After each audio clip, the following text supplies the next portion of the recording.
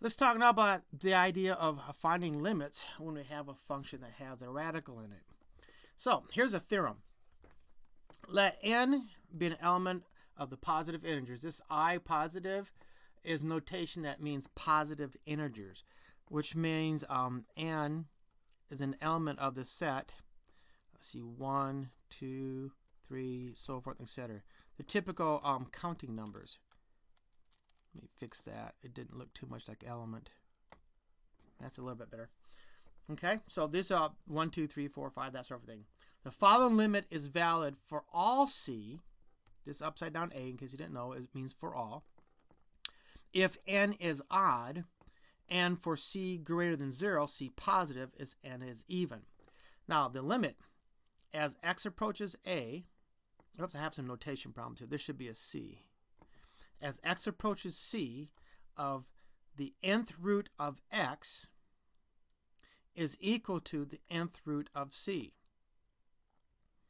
Okay, just like a polynomial, what this is saying is I can simply evaluate this function at c. But this is valid for all c if n is odd. But if n is even, then c must be positive.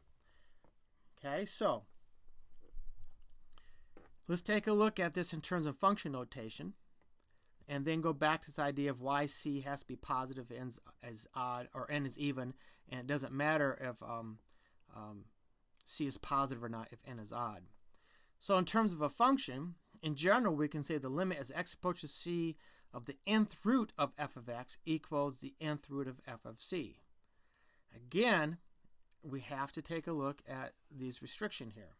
So let's take a look at the limit as x approaches negative 8 of the cube root of x. Well, according to this theorem, this should be the cube root of negative 8.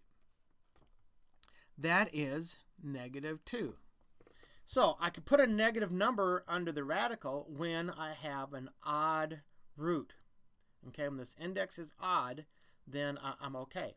What if I said find the limit as x approaches negative 8 of the square root of x? Well, that would be the square root of negative 8. That does not exist. At least for our purposes, it doesn't exist because this is not a real number. We're not working with complex numbers here. You may think, well, that's 2i. Yeah, it is. But we're not working with complex number. We're working with real numbers here. So again, here, even though it's not written, there's a 2 here. That's what the square root means. It's 2. So this index right here is even. So if it's even, you go back up here and you see that c has to be greater than 0. And it's not. C in this case is a negative number. So if I have something such as the square root of c, the 4th root of c, the 6th root of c, and so forth, because again, there's a 2 right here, even though we don't write it. Whenever we don't write the index, 2 is understood.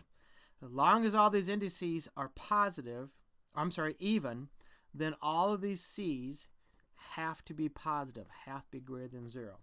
As soon as I make these indices odd, like 3, 5, 7, then it doesn't matter.